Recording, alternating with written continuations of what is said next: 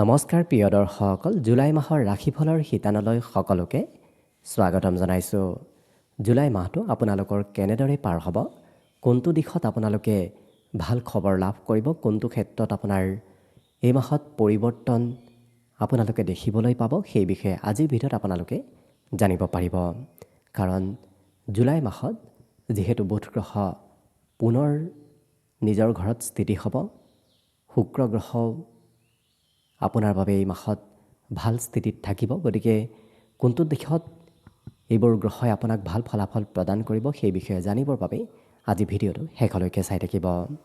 ভাল লাগিলে ভিডিঅ'টোত এটা লাইক কৰিব আৰু যদি আজি প্ৰথমবাৰৰ বাবে এই চেনেলটোলৈ আহিছে তেতিয়াহ'লে চেনেলটো ছাবস্ক্ৰাইব কৰি কমেণ্ট বক্সত জয় শ্ৰীকৃষ্ণ লিখিবলৈ একেবাৰে নাপাহৰিব। গতিকে আহক আজি ভিডিঅ'টো আৰম্ভ কৰোঁ। জুলাই মাহত সিংহ ৰাশিৰ ব্যক্তিসকলৰ বাবে যিহেতু বুধ গ্ৰহ পুনৰ একাদশত স্থিতি হ'ব, যিহেতু যোৱাটো মাহত বুধ গ্ৰহ আপোনাৰ ৰাশিৰ পৰা দশমত প্ৰৱেশ কৰিছিল, কিন্তু এইটো মাহত পুনৰ একাদশত বক্ৰী অৱস্থাত যাব, যিটো কাৰণত আপোনাৰ যদি ক'ৰবাৰ পৰা পাবলগীয়া ধন আছে তেতিয়াহ'লে এই মাহত আপোনাৰ প্ৰাপ্তিৰ পূৰ্ণ সম্ভাৱনা দেখা পোৱা গৈছে। আৰ্থিক ক্ষেত্ৰত যদি সমস্যাবোৰ চলি আছে সেই সমস্যাবোৰ সমাধান বুধ গ্ৰহই এই মাহত আপোনাক প্ৰদান কৰিব। একাদশ স্থান হৈছে উপাৰ্জনৰ স্থান, যিটো কাৰণত উপাৰ্জন পাতিবোৰ এই মাহত আপোনাৰ বুধ গ্ৰহই পুনৰ বৃদ্ধি কৰা দেখা যাব। লগতে মনৰ যদি কিবা আশাও আধৰুৱা হৈ ৰৈ গৈছিল যোৱাটো মাহত, কিন্তু এইটো মাহত আপোনাৰ সেই মনৰ আধৰুৱা আশাবোৰো বুধ গ্ৰহই পুনৰ ভাল ফলাফল আধৰুৱা আশাবোৰত পৰিৱৰ্তন লৈ আনিব। লগতে শিক্ষা দীক্ষাৰ ক্ষেত্ৰৰ ফালৰ পৰাও যদি কিবা কাম পিছ পৰি ৰৈছিল,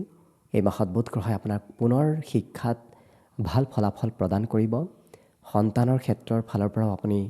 কিবা নতুন খবৰ এই মাহত শুনিবলৈ পাব। প্ৰেম সম্পৰ্কটো চলি থকা খেলিমেলিবোৰ এই মাহত পুনৰ কম হ'ব। গতিকে প্ৰতিটো ক্ষেত্ৰত বুধ গ্ৰহই আপোনাক ভাল ফলাফল এইকাৰণেই প্ৰদান কৰিব যিহেতু আপোনাৰ বাবে একাদশ আৰু দ্বিতীয় স্থানৰ অধিপতি গ্ৰহ, ধন ঐশ্বৰ্যৰ কাৰক গ্ৰহটো হৈছে আপোনাৰ বাবে বুধ গ্ৰহ, যিটো কাৰণত জন্মগতভাৱেই বুধ গ্ৰহই আপোনাক সদায় ভাল ফল প্ৰদান কৰি আহিছে আৰু এই মাহতো আপোনাক প্ৰদান কৰিব। অৱশ্যে আপোনাৰ জন্মগতভাৱে ব্যৱসায় কৰাৰ ইচ্ছা কিছু আছে, ব্যৱসায়ৰ জৰিয়তে আপুনি য'তেই নাযাওক কিয় ব্যৱসায় কৰিলে আপোনাৰ জীৱনত সদায় লাভবোৰ হ'ব ধৰে। গতিকে এই মাহত তেনেধৰণৰ লাভালাভো আপোনাৰ ব্যৱসায়ৰ জৰিয়তে দেখা পোৱা গৈছে। গতিকে সৰ্বতো প্ৰকাৰে বুধ গ্ৰহই আপোনাক মাহটোত ভাল ফলাফল প্ৰদান কৰিব। ইয়াৰ পিছত যিহেতু শুক্ৰ গ্ৰহ আপোনাৰ ৰাশিত সম্পূৰ্ণ মাহটো থাকিব, অৱশ্যে শুক্ৰৰ লগত যিহেতু কেতুৰ স্থিতিয়ে মাজে সময়ে পেটৰ সৰু সুৰা সমস্যা নতুবা মূৰৰ বিষ এনেধৰণৰ সৰু সুৰা সমস্যাৰ সৃষ্টি কৰিব পাৰে, কিন্তু কেতু আৰু শুক্ৰৰ সংযোগে এই মাহত আপোনাৰ বিবাহ বাৰুৰ ক্ষেত্ৰৰ ফালৰ পৰা কিছু পৰিৱৰ্তন লৈ আনিব। যদি বিবাহৰ প্ৰস্তুতি চলাই আছে তেতিয়াহ'লে আপুনি আগবাঢ়িব পাৰে। দুয়োটা গ্ৰহৰ সংযোগে আৰু দুয়োটা গ্ৰহৰ সপ্তমত দৃষ্টিয়ে আপোনাৰ বৈবাহিক ক্ষেত্ৰবোৰত কিছু আগবঢ়াই লৈ যাব। অৱশ্যে কেতু গ্ৰহ শুক্ৰৰ লগত সংযোগ হোৱাটো বৰ বিশেষ অশুভ প্ৰভাৱ নিদিয়ে, যিমান বাকীবোৰ শনিৰ লগত যিমান সংযোগ হ'লে যিমান অশুভ প্ৰভাৱ দিয়ে, কিন্তু শুক্ৰৰ লগত কেতু গ্ৰহই কেতিয়াও অশুভ ফল প্ৰদান নকৰে, কিন্তু অকণমান পেটৰ নতুবা মূৰৰ বিষৰ মাজে সময়ে সৃষ্টি কৰে। কিন্তু বাকী আৰ্থিক ক্ষেত্ৰই হওক, পাৰিবাৰিক ক্ষেত্ৰতে হওক, শুক্ৰ গ্ৰহৰ লগত কেতু গ্ৰহৰ সংযোগে নিশ্চয় ভাল ফলাফল মাহটোত আপোনাক প্ৰদান কৰিব। লগতে যিহেতু দশমপতি হৈ আপোনাৰ ৰাশিত শুক্ৰ গ্ৰহৰ স্থিতি হৈছে, যিটো কাৰণত কেনেকৈ কি কৰ্ম কৰিলে জীৱনত আগবাঢ়িব পাৰি, কি কৰিলে ভাল হ'ব, তেনেধৰণৰ চিন্তা চৰ্চাবোৰো আপোনাৰ মনত এই মাহত চলি থাকিব। কৰ্ম কৰিবলৈ আপোনাৰ ইচ্ছা মনোবল এইটো মাহত নিজে নিজে বৃদ্ধি পাব। আপুনি বৰ বিশেষ চিন্তা কৰিব নালাগে, কৰ্মত আপোনাৰ অনায়াসে আগবাঢ়ি যাবলৈ আপোনাৰ ইচ্ছা যাব। লগতে মঙ্গল গ্ৰহৰ স্থিতিও যিহেতু এই মাহত ভাল স্থিতিত থাকিব, যিটো কাৰণত মঙ্গল গ্ৰহই কৰ্মত আপোনাক এক ভাল পৰিৱৰ্তন দিব বিশেষকৈ ডিফেন্স মেডিকেল নতুবা যিবোৰ মঙ্গল গ্ৰহৰ কাৰ্য আছে ভূমিৰ লগত যদি জড়িত কিবা আপুনি কৰ্ম কৰি আছে তেতিয়াহ'লে লক্ষ্য কৰিব আপোনাৰ মাহত কৰ্মৰ জৰিয়তে লাভালাভ এই মাহত হ'ব ধৰিব মঙ্গল গ্ৰহই আপোনাক আকস্মিক কৰ্ম দিয়াও দেখা যায় গতিকে এই মাহত আপুনি হঠাৎ কিবা নতুন কৰ্ম হয়তো লাভ কৰিব পাৰে আৰু পূৰ্বৰ পৰাই যদি কিবা কৰ্ম কৰি আছে তেতিয়াহ'লে আপুনি লক্ষ্য কৰিব কৰ্মত আপোনাৰ এক্টিভনেছ বহু পৰিমাণে বৃদ্ধি পাব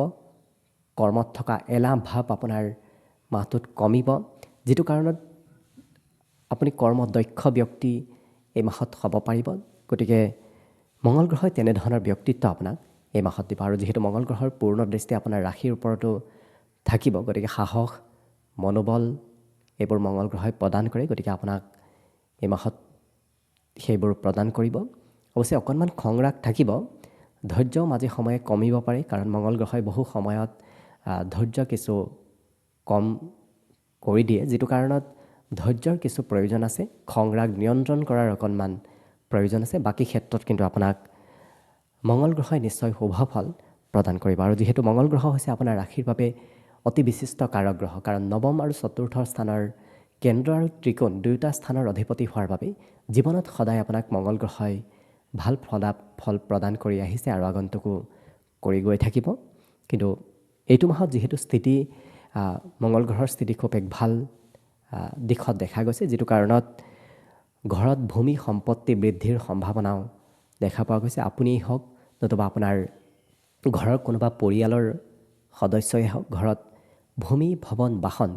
এই তিনিটা সম্পত্তিৰ ভিতৰত যিকোনো এটা সম্পত্তি ক্ৰয় কৰাৰ সম্ভাৱনা আহি পৰিব শিক্ষা দীক্ষাটো অকণমান ধৈৰ্য কমিব খুব কম সময়হে পঢ়া শুনা কৰিবলৈ ইচ্ছা যাব কাৰণ যেতিয়া শিক্ষাস্থানত মঙ্গল গ্ৰহৰ দৃষ্টি পৰে তেতিয়া পঢ়াত ধৈৰ্যৰ পৰিমাণ অকণমান অৱশ্যে কমে গতিকে পঢ়া শুনাত ধৈৰ্যৰ কিছু প্ৰয়োজনীয়তা আপোনাৰ বাবে দেখা গৈছে কিন্তু বাকী ক্ষেত্ৰত লক্ষ্য কৰিলে প্ৰতিটো দিশত গ্ৰহস্থিতি আপোনাৰ বাবে এক ভাল স্থিতিত থাকিব যিটো কাৰণত সম্পূৰ্ণ জুলাই মাহত আপুনি নিজেই অনুভৱ কৰিব পাৰিব আপোনাৰ দিন দশাবোৰ আপুনি খুব ভাল যেন অনুভৱ কৰিব পাৰিব গতিকে আশা কৰিছোঁ আৰু অধিক আপোনাৰ দিনবোৰ শুভ হৈ পৰক তাৰেই কামনা কৰিছোঁ আৰু আজিৰ বাবে ভিডিঅ'টো ইমানতে সামৰণি মাৰিছোঁ ধন্যবাদ